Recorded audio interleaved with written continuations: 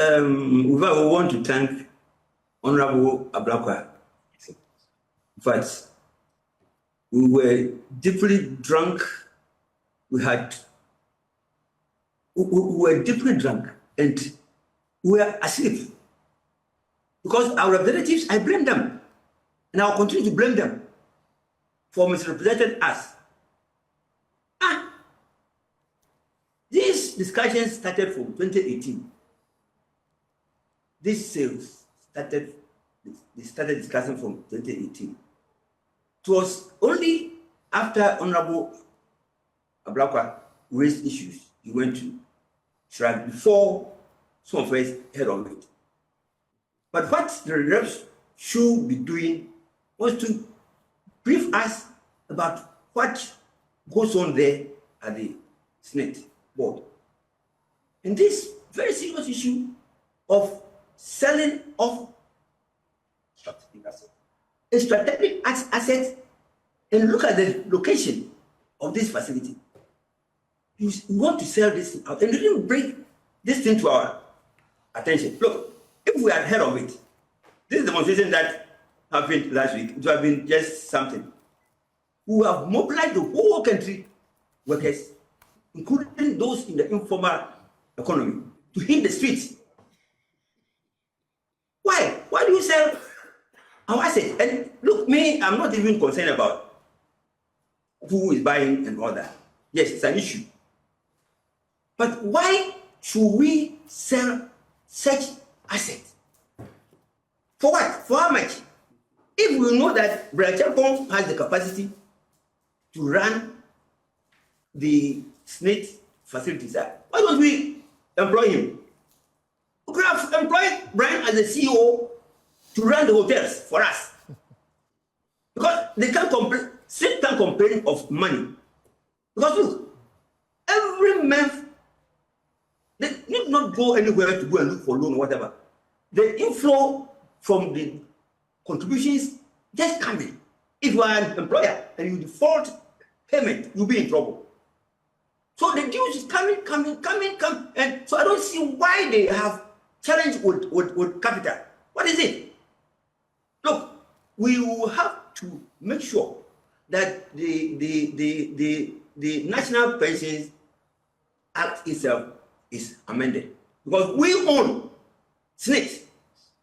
We own the SSNIT.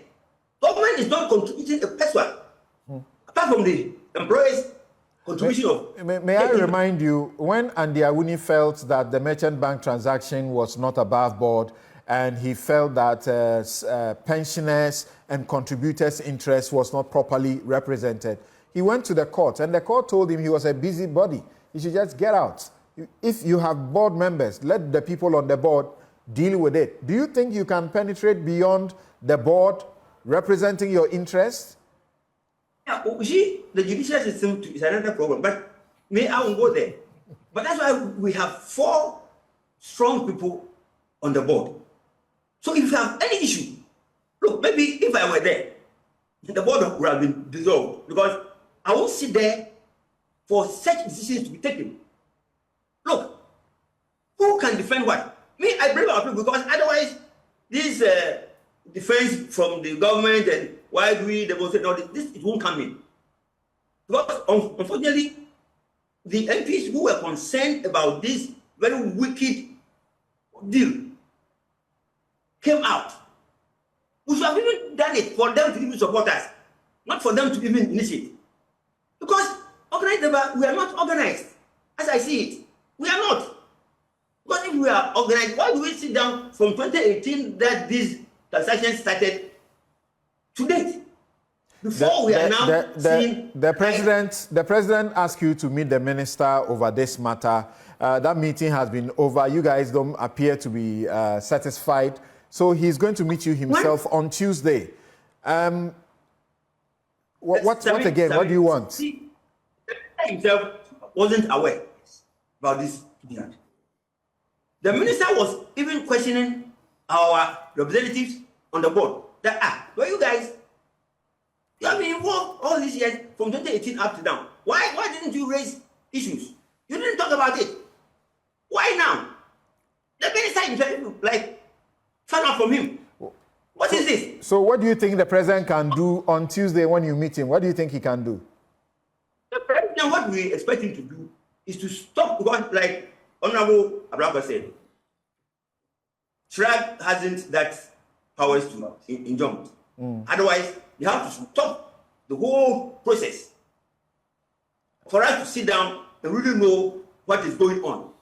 But my fears are that before the president even finished talking to us, they will have finished the whole, deal, gazetted, and it becomes another issue, even though we can fight it.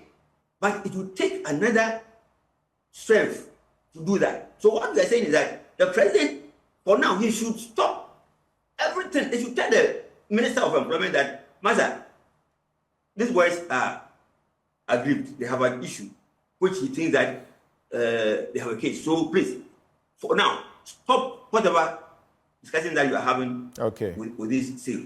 All right. So why do you tell it? For what? Why don't you employ Brian Temple to come and then manage the hotels instead of giving it out? Do you think if the president could do what you are asking, he will call for a meeting with you before he would do it? Why is he calling us? To tell us what? To convince us or what? Then there's no need for us to even to go to that meeting.